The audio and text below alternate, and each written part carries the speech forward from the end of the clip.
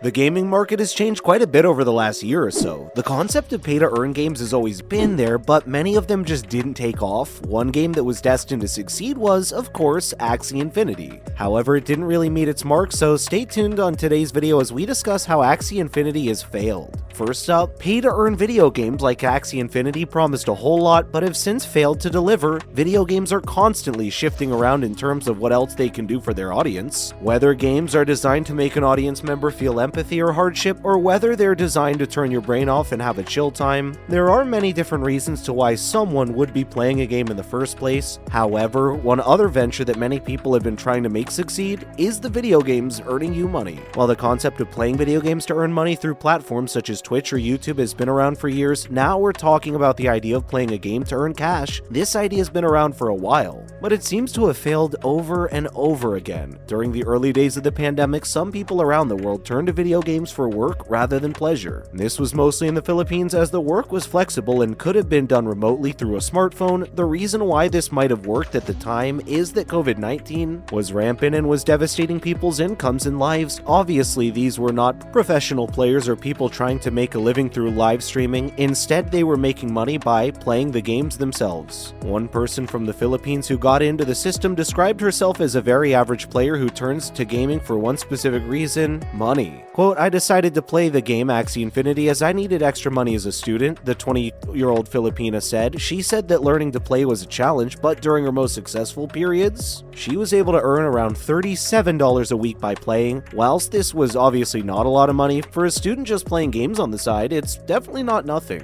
A gaming gig economy? These so-called pay-to-earn games are created by incorporating blockchain technology. This specific technology allows players to earn tokens that they can exchange for real money. It's the same premise as doing those surveys online and promise Amazon or eBay gift cards in exchange for doing small amounts of work for them. The postdoctoral research at Queensland University of Technology named Ben Eggleston said that some of the investors in these games characterize themselves as a flexible way to make money at home during the COVID era. One of these specific games was titled Axie Infinity. Quote, "It's really framed at how a lot of the gig economy style companies talk about themselves as offering people flexible working arrangements and the possibility of making as much money as you want theoretically," Dr. Eggleston said. He then went on to say that these pay-to-earn games were very exploitative in practice and were targeting at low-income players in developing countries. Axie Infinity was the main predator of the most of these pay-to-win players. It was the most popular play-to-earn game at the time, and players could buy NFTs with real money.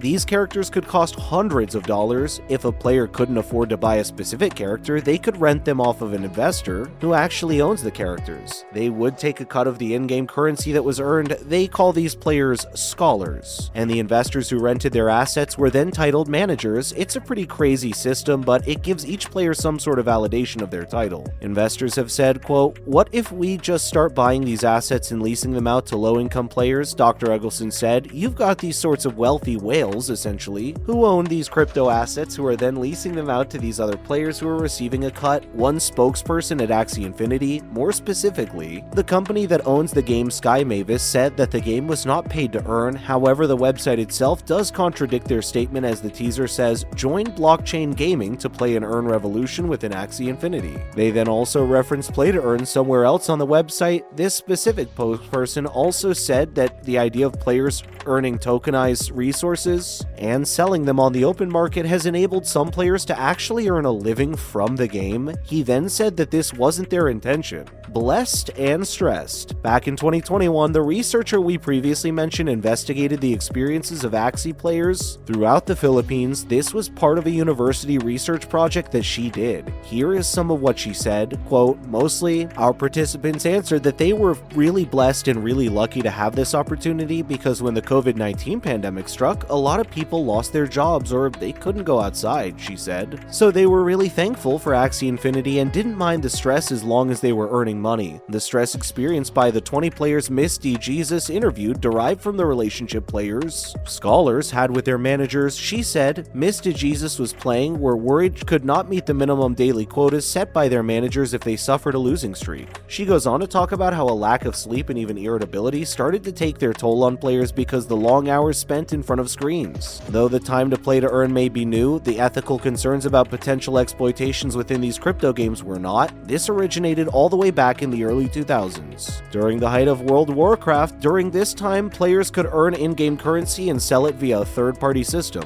They could then exchange this currency for real money. This was created for players who didn't want to spend the time amassing currency themselves. This led to the practice of gold farming within the game. The vast majority of these people were in China, as the working class people needed to get more money. Basically, players in the game would farm a bunch of resources and sell them on the online market to people who didn't have the time and didn't want to farm themselves. This created an outsourcing labor problem in poorer areas of China and even led to an incarceration in some cases. People will just sit at their computers and generate these kinds of in-game assets, then sell them on the third-party market, which is crazy to look back on. The decline of Axie Infinity. The most recent crypto crash has negatively affected these pay-to-earn games in a multitude of ways, and the most important one was the declining player base of Axie Infinity. Back in March of this year, hackers happened to steal around $921 million in cryptocurrency that was linked to Axie Infinity. The fundamental problem of these games is their economics has not been solved. This led to the sort of hack that will lead the constant downfall of games such as Axie Infinity. Players began to generate more and more in-game currency, meaning that the value of their tokens decreased. Researchers stated that people suddenly discovered the returns they got from the games went down, which led to the player base declining. Their experiences in the game were pointless, leading to the consistently declining player base of projects such as Axie Infinity. Many developers and researchers to this day are discussing the cultural impact of pay-to-earn games in the third world countries. Though it might be a really simple and easy way for these sorts of people to make money, the question is whether it was ethically correct or not. Axie Infinity has almost died off completely, and it's most likely never going to return. The vast majority of their fans were removed, and the playing base discovered that they weren't earning as much as they would have in the past. Also, the era of sitting in our homes all day due to the pandemic is just gone. So these people are now getting actual jobs. Whilst it might have been a quick and convenient way to get fast money a few years ago, it's not as sustainable to people as they hoped it would be. The model of pay-to-earn games just isn't something that can sustain itself in the current time. Maybe in the future, when all the ethical reasons behind it are flattened out within its community, maybe then we can get paid to earn games for people to use. Please let us know down in the comments section below your thoughts on what we have spoken about today and the ethical ramifications of pay-to-win games throughout the world. And that's the end of today's video. We really hope you enjoyed this one. If you did, please make sure to let us know down in the comments section. It would be so helpful. Also, please make sure to like the video, comment down below, and of course subscribe to the channel with the notification bell rung. Thank you so much for watching the video. Bye!